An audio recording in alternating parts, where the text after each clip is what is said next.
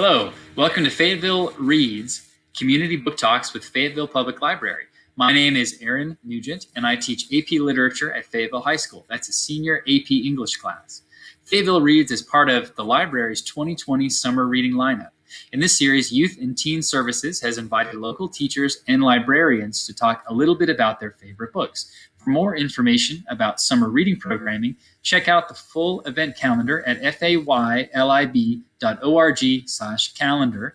For more information, follow the Fayetteville Public Library's Facebook page for daily programming.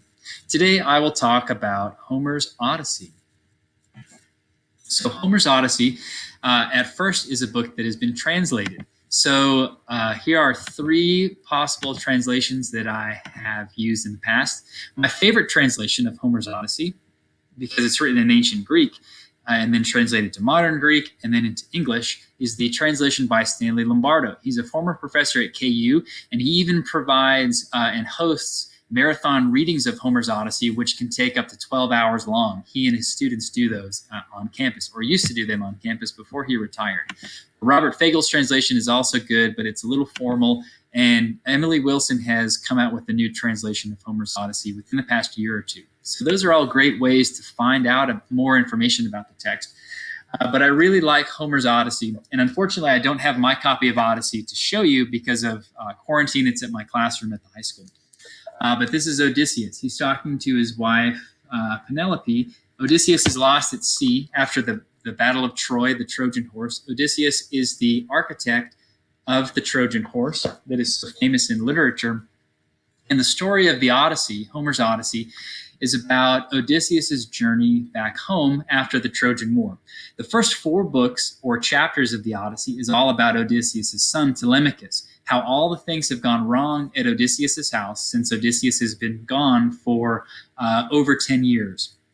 And the first part of the book is about a teenager, somebody maybe your age, just trying to figure out who he is and where his father is and all the things that have gone wrong, while all these other men are trying to marry Penelope, who is Telemachus's mom and Odysseus's wife.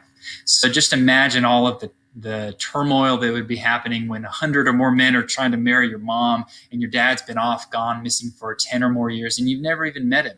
So for teenagers, it's a great text to read because you're about the age of Telemachus, Odysseus' son, and it's also a great adventure story about Odysseus and all the things he does and the people he encounters. He encounters monsters like Scylla and Charybdis.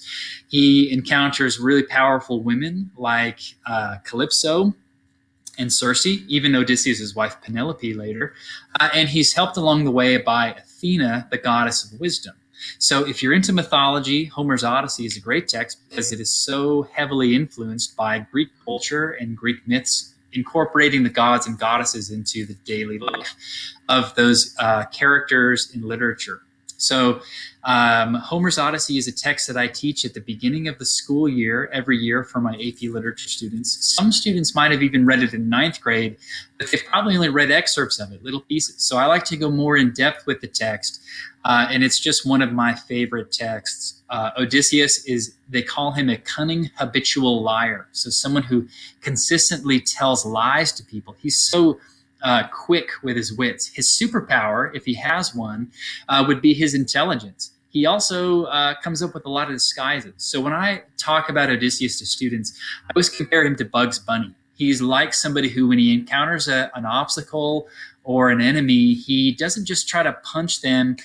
He is really strong, and when he's pushed to it, he'll rip his shirt off and he'll beat everybody in a race, or he'll throw something farther, or he'll even defeat people in battle. But Odysseus tries to use his intelligence, where he tells stories and he tells lies even, to help him get out of these situations. Again, which is what Bugs Bunny does almost any time he comes across any obstacle, whether it's a coyote or Elmer Fudd or anything else. But Homer's Odyssey is a great text to check out, and the translation by Stanley Lombardo is one that's really interesting and fun to read, I think. So Homer's Odyssey, again, if you're interested in mythology, is a really, really great epic poem to check out and read. Thank you for watching. Watch more of this series this summer, and happy summer reading.